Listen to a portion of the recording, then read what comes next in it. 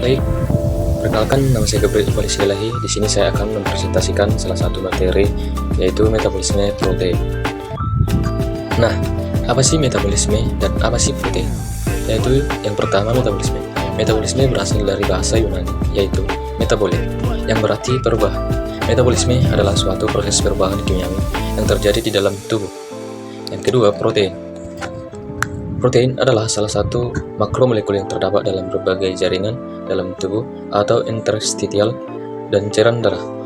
Protein adalah sumber asam amino yang mengandung unsur-unsur C, H, O, dan N yang tidak dimiliki oleh lemak atau karbohidrat.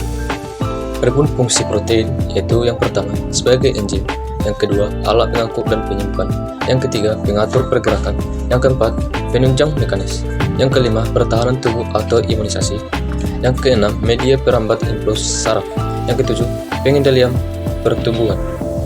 Selanjutnya pembagian protein. Protein dibagi menjadi dua, yaitu esensial dan non esensial. Yang pertama, asam amino esensial. Asam amino esensial adalah asam amino yang tidak dapat dibentuk dalam tubuh manusia, melainkan harus ada asupan asam amino dari luar tubuh manusia itu sendiri. Asam amino esensial terdiri dari beberapa jenis, yaitu histidin, isoleucin, leucin, lisin, dan lain-lain. Yang kedua, asam amino non esensial. Asam amino non esensial adalah asam amino yang dapat diproduksi dalam tubuh kita. Asam amino non esensial terdiri dari alanin, akrinin, aspirin, asam aspartat, dan lain-lain. Berikutnya metabolisme protein, yaitu protein yang terdapat dalam makanan kita dicerna dalam tubuh dan usus menjadi asam amino, diabsorpsi dan dibawa oleh darah ke hati. Sebagian asam amino diambil oleh hati. Protein dalam sel-sel tubuh dibentuk dari asam amino, dan bila ada kelebihan asam amino dari jumlah yang digunakan untuk biosintesis protein, maka kelebihan asam amino akan diubah menjadi asam keton yang dapat masuk ke dalam siklus asam sitrat atau juga menjadi hati merupakan organ tubuh mana terjadi reaksi katabolisme maupun anabolisme. Ada beberapa istilah dalam metabolisme protein. Yang pertama, penguraian protein dalam tubuh. Yang kedua, asam amino dalam darah. Yang ketiga, reaksi metabolisme asam amino. Yang keempat, pembentukan asetil koenzim. Yang kelima, metabolisme beberapa asam amino. Yang keenam, siklus urea. Berikut penjelasan istilah dalam metabolisme protein. Pertama, penguraian protein dalam tubuh. Secara garis besar, metabolisme protein pertama, asam amino dibuat dalam hati atau dihasilkan dari proses karbohidrat protein dalam hati dibawa oleh darah ke jaringan untuk digunakan.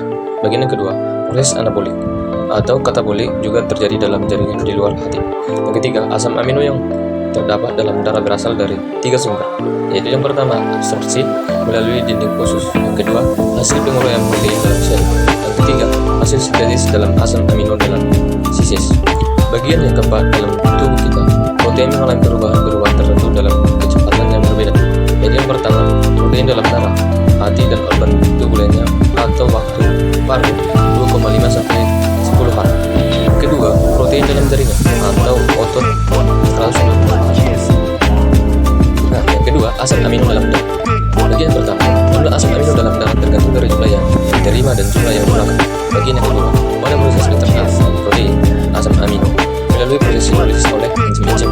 Yang ketiga, setelah protein diubah menjadi asam amino, maka dengan proses absorpsi melalui dinding usus, asam amino tersebut sampai ke dalam pembuluh darah.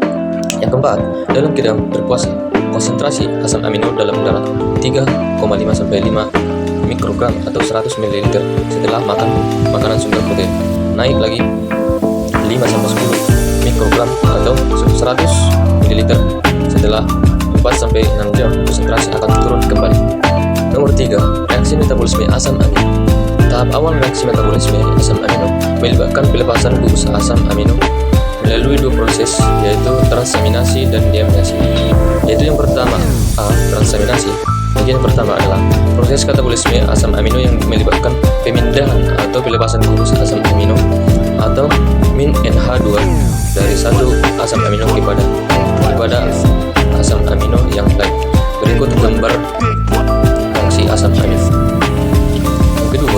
Pada reaksi transaminasi ini, gugus min NH2 yang dilepaskan diterima oleh suatu asam keto sehingga terbentuk asam amino baru atau alanin asam glutamat dan asam keto lain. Bagian yang ketiga, reaksi transaminasi bersifat reversibel. Pada reaksi ini tidak ada gugus asam amino yang hilang karena gugus amino yang dilepaskan oleh asam amino diterima oleh asam keto. Yang keempat, reaksi transaminasi ini terjadi dalam mitokondria maupun sitoplasma. Bagian diaminasi oksidatif. Pertama, pada reaksi diaminasi, gugus min H2 dilepaskan dalam bentuk aminia yang kemudian dikeluarkan dari dalam tubuh dalam bentuk urea dan urin.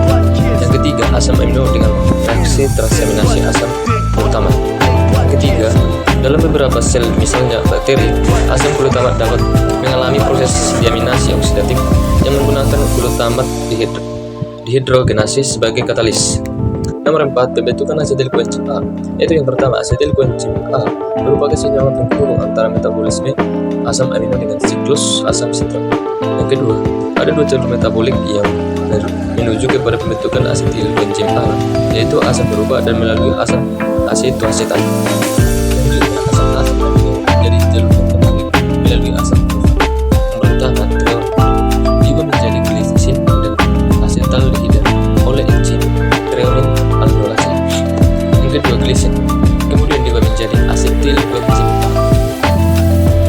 Yang ketiga, serin mengalami reaksi hidrasi dan diaminasi oleh enzim serin koenzim dehidrasi. Yang keempat, alami menghasilkan asam berufat dengan langsung pada reaksi transferasi dengan asam koenzim keto glutarat. Berikut gambar reaksinya. Ada beberapa metabolisme asam amino. Asam amino dibedakan menjadi asam amino esensial dan non-esensial. Berikut metabolisme beberapa asam amino. Yang pertama, asam amino non-esensial, yaitu alanin. Alanin dapat juga menjadi asam berufat melalui proses transaminasi sebagai berikut. Reaksi tersebut bersifat reversibel.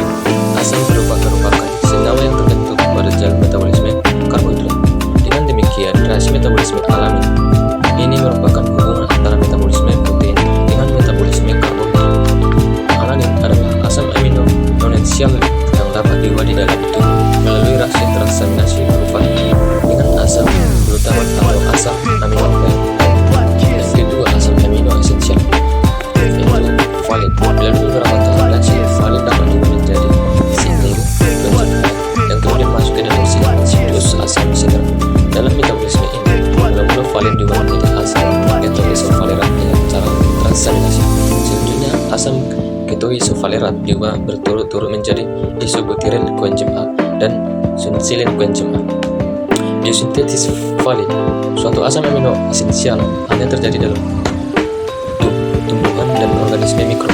Biosintesis ini diawali dari asam sulfat yang berturut-turut juga menjadi asetolaktat, teta beta dehidrasi isovalerat, teta ketoisovalerat, dan kemudian valin. Bagian yang kelima, siklus urea. Senyawa yang tergolong di dalamnya sebenarnya merupakan hasil akhir dari satu rantai reaksi yang bila mana tidak diekskresikan akan membahayakan sel atau jasad hidup itu sendiri. Senyawa ber-N misalnya adalah NH3 yang karena sifatnya yang toksis kemudian menjadi urea atau asam urea. Urea adalah zat yang netral tidak toksis yang dikeluarkan dari jasad bersama urin. Senyawa ini terbentuk dari 2 molekul amonia dan 1 molekul karbodioksida. Penggabungan ini memerlukan energi yang cukup besar yang berasal dari ATP, pengikatan NH3 sehingga menjadi urin terjadi melalui siklus urea. Selanjutnya, siklus urea mencakup beberapa siklus, yaitu reaksi yang pertama, sintesis karbonil fosfat. Dalam reaksi pembentukan karbonil fosfat ini, 1 mol amonia bereaksi dengan 1 mol karbon dioksida dengan bantuan enzim karbonil fosfat sintase. Reaksi ini membentukkan energi. Karenanya, reaksi ini melibatkan 2 mol ATP yang diubah menjadi ADP. Reaksi yang kedua, pembentukan sitrulin. Karbonil fosfat yang terbentuk bereaksi dengan ornitin membentuk sitrulin. Dalam reaksi ini, bagian karbonil bergabung dengan ornitil dan memisahkan gugus fosfat. Sebagai katalis pada pembentukan sitrulin adalah ornitil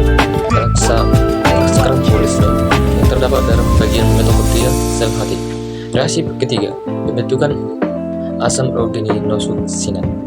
Selanjutnya, citrulline bereaksi dengan asam asparat membentuk asam organosulfonat sintase. Dalam reaksi tersebut, ATP merupakan sumber energi yang jalan melepaskan gugus fosfat dan berubah menjadi AMP. Reaksi yang keempat, asam arginosinat. Dalam reaksi ini, asam arginosinat diuraikan menjadi arginin dan asam furamat. Reaksi ini berlangsung dengan bantuan enzim agrininosuksinase, suatu enzim yang terdapat dalam hati dan ginjal. Reaksi yang kelima, penguraian agrinin. Reaksi terakhir ini melengkapi tahap reaksi pada siklus urea. Dalam reaksi ini, agrinin diuraikan menjadi urea dan ornit. Enzim yang bekerja sebagai katalis dalam reaksi penguraian ini ialah organinase yang terdapat dalam hati. Ornit yang terbentuk dalam reaksi hidrolisis ini bereaksi kembali dengan karbonifosfat untuk membentuk citrulline atau reaksi 2. Sekian dan terima kasih. Semoga bermanfaat.